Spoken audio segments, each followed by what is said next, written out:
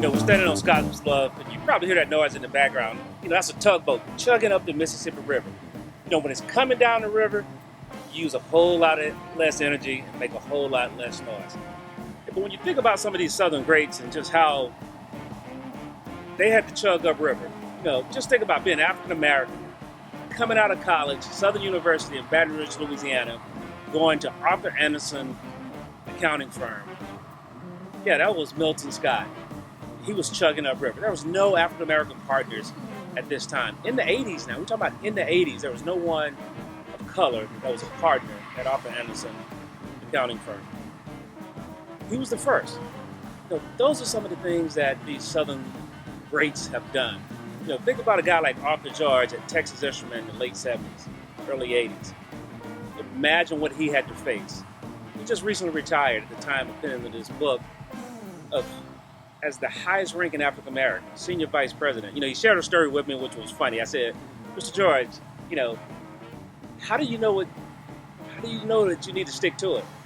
He said, Howard, I remember once I was telling a client what they should do, and the CEO of our largest company called the CEO of Texas Instruments and said, hey, you need to fire him.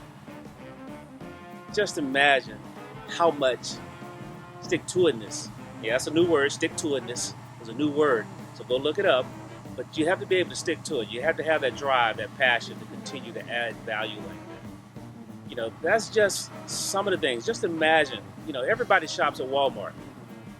I had a chance to interview the treasurer of Walmart. That's right, the lady that counts the money at Walmart. Just imagine how tired she must be.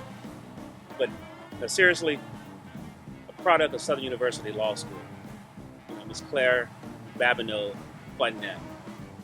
Just an amazing lady. Had a chance, haven't met her yet, but had a chance to do a phone interview with her. And it was dynamic. That's all I can say is dynamic.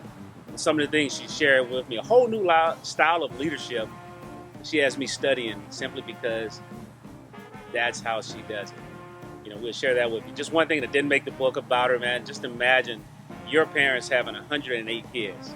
That's how she looks at it. 108 kids through her parents' home that they raised in some form or fashion. That's how many brothers and sisters she has, 107 brothers and sisters.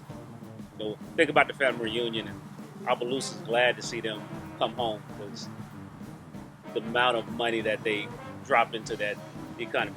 But all seriousness, as we were saying, you don't hear the tugboat as much anymore, but that's because it's continuing on upriver. And that's what these greats are doing. These living greats. These are individuals that are still doing it day to day. They're chugging upriver, doing new things. Now, I talk about Milton Scott. He's left Arthur Andersen, was a chief administrative officer of a Fortune 500 company. Now he has a company that does business all over Africa. Talk about Arthur George. Since he's retired, he's doing consulting and motivational speaking around the world. Ms. Claire Babineau Fundnet, she's still leading Walmart. So they're still chugging. That's what we try to help you do. How do you get the chug on, and how do you keep chugging? Just like that tugboat that's going up the Mississippi River. Hey, Southern Greats, I believe it's a great book. I'm a little biased, but I would love you to pick up a copy. Let me know what you think.